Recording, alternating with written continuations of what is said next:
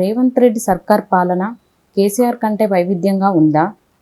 ఏమైనా తేడాలు ఉన్నాయని ఇద్దరి మధ్య? ఒకటండి, కేసీఆర్ అయినా కాంగ్రెస్ అయినా ఈ రెండు డిఎన్ఏలు ఒకటే. సో రేవంత్ రెడ్డి అయినా కేసీఆర్ కూడా కాంగ్రెస్ యొక్క డిఎన్ఏని చూసినట్టు వ్యక్తే. సో ఇప్పుడు నిజంగా కూడా వైవిధ్యం ఉండాలని కోరుకొని ప్రజలు రేవంత్ రెడ్డి నాయకత్వానికి సపోర్ట్ చేసి తెలంగాణలో అవకాశం ఇచ్చారు. సో ఇది ఆ వైవిధ్యానికి కేవలం ఇప్పుడు ఉన్నటువంటి ఆఫీసర్లను షిఫ్టింగ్ తోటో, అధికారులను ఐఏఎస్లను ఐపీఎస్లను మారుస్తానో వైవిధ్యము ఆ మార్పులో కనిపించవచ్చు. కానీ వైవిధ్యం అనేది ఎప్పుడు ఎవరైతే నిజమైనటువంటి లబ్ధిదారుడు ఉన్నాడో, నిజమైనటువంటి పేదవాడు ఉన్నాడో, నిజమైనటువంటి ఒక అన్యాయానికి గురైనటువంటి వ్యక్తి ఉన్నాడో వానికి న్యాయం జరిగినప్పుడు ఇది ఒక వైవిధ్యంగా ఉన్నటువంటి అంశం.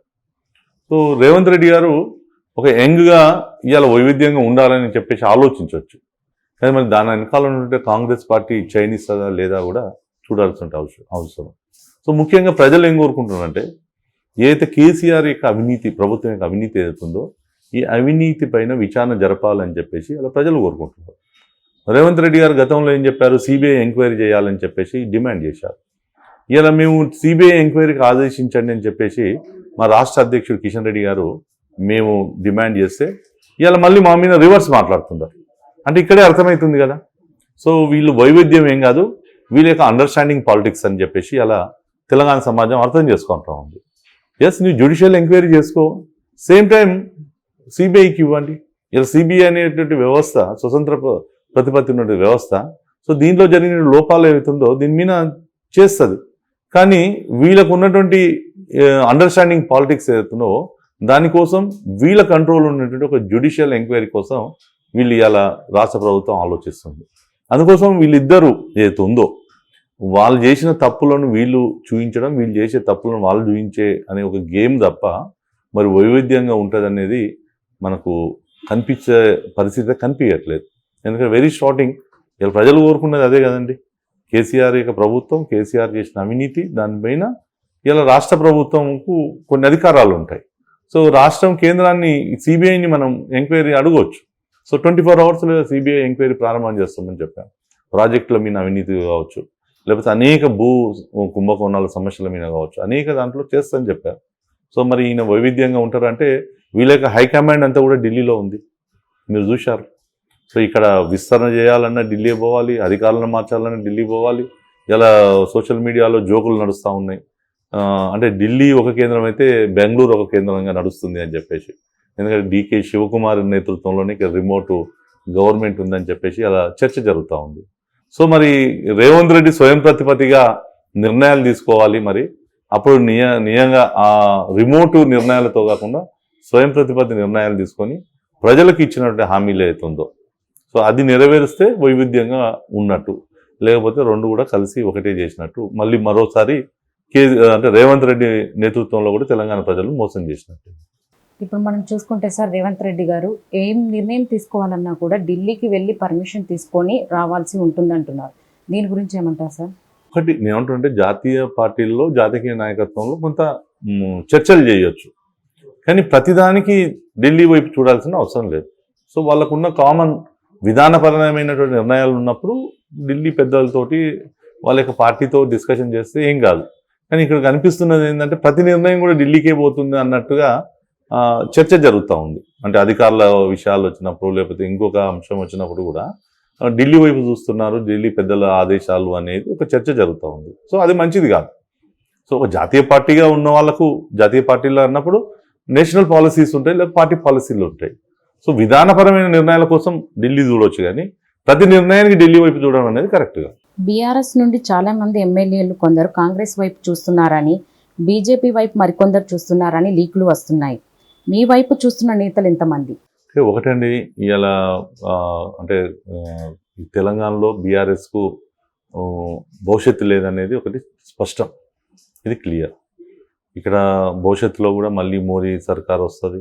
దేశంలో కూడా ప్రజలు ప్రాంతీయ పార్టీలను కొంత తగ్గించుకోవాలనేది ఒక ఆలోచన వస్తూ ఉంది. ఎందుకంటే ప్రాంతీయ పార్టీలు ఉన్న దగ్గర విపరీతమైనటువంటి కరప్షన్ ఉంటుంది, ప్రాంతీయ పార్టీలు ఉన్న దగ్గర విపరీతమైనటువంటి కుటుంబ పాలన ఉంటుంది. కాబట్టి సో ఇది చేంజ్ కావాలనేది అయితే ప్రజలు కోరుకుంటున్నారు. సో ఇవాళ బీఆర్ఎస్లోనే చాలామంది కాంగ్రెసు ఎమ్మెల్యేలను ఏ విధంగా అయితే బీఆర్ఎస్ పార్టీ ఆ రోజు చేసిందో న్యాచురల్గా కాంగ్రెస్ కూడా ఆ గేమ్ ఆడవచ్చు.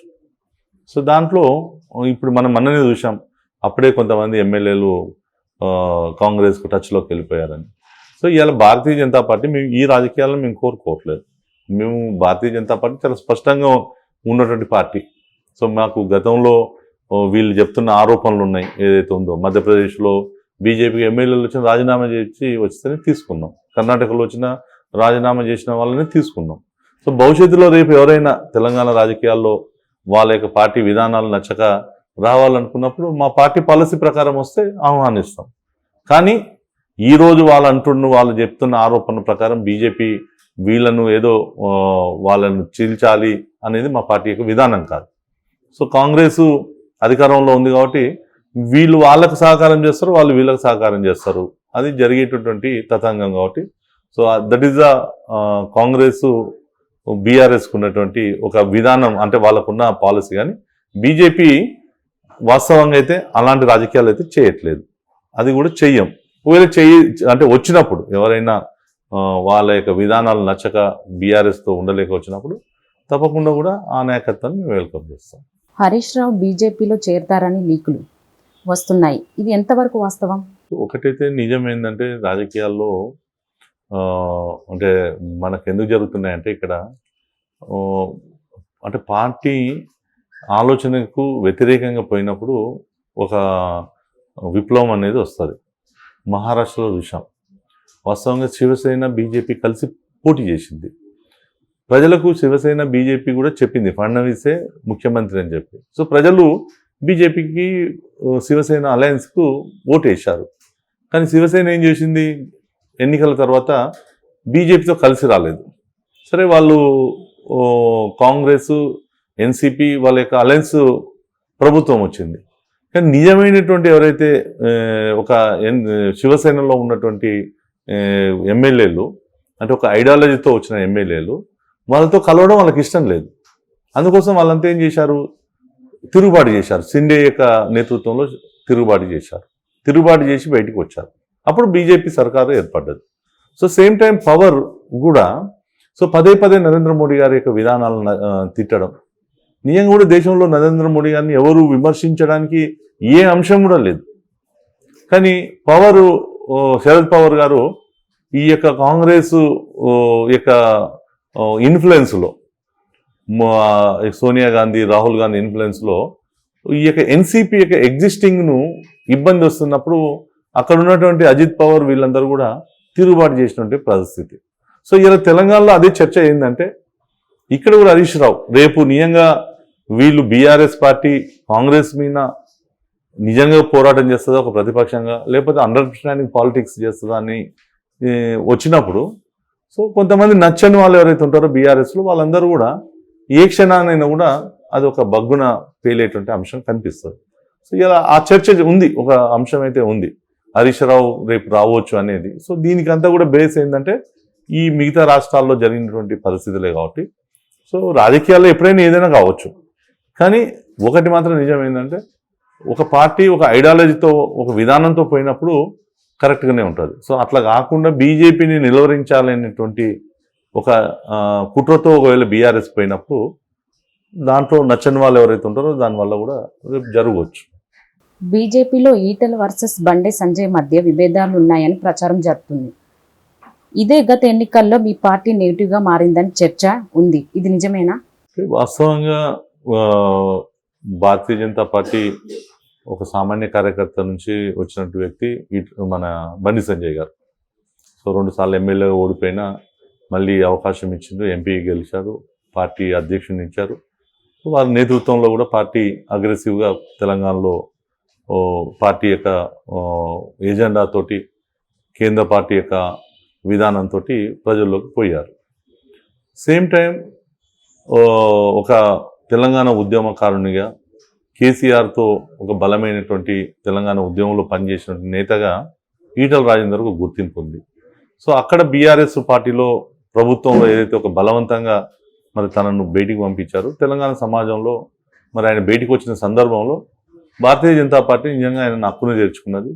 మళ్ళీ హుజరాబాద్ నుంచి ఎమ్మెల్యేగా ఒక బ్రహ్మాండమైన మెజారిటీతో గెలిచారు. సో ఇవాళ కింద ఏదైతే ఉందో అంటే కొంత అనుచర వర్గాల్లో ఉన్నటువంటి కారణంగా వాస్తవం కొంత అంటే వాళ్ళకున్నటువంటి ఈ అనుచరులు చేసినటువంటి పొరపాట్లు ఇది ఏమవుతుందంటే ఒక సోషల్ మీడియాలో లేకపోతే మీడియా యొక్క క్రియేషన్లో ఇలా ఒక విభేదాలుగా కనిపిస్తున్నటువంటి పరిస్థితి. నిజంగా బీజేపీలో అయితే జనరల్గా ఏముంటుందంటే ఫైనల్గా భిన్నాభిప్రాయాలు ఉండొచ్చు, కానీ చివరికి పార్టీ ఏదైతే నిర్ణయం జరుగుతుందో దానికి అనుగుణంగా నాయకత్వం పనిచేసినట్టు ఒక సిస్టమ్ బీజేపీ యొక్క అంటే కార్యపద్ధతి వర్కింగ్ సిస్టమ్ బీజేపీది. సో ఏదైనా ఉన్నా ఇలా ఈటల రాజేందర్ గారు కావచ్చు, అంతకన్నా ముందు వివేక్ వెంకటస్వామి కావచ్చు, విజయశాంతి గారు ఉన్నప్పుడు కావచ్చు, వీళ్ళందరూ ఒక భిన్నమైనటువంటి నేపథ్యం, భిన్నమైనటువంటి ఆలోచనలు ఉన్నప్పుడు సో పార్టీలో కలిపి ఒక నిర్ణయం తీసుకునేటప్పుడు కొంత ఇబ్బంది కనిపిస్తుంటుంది.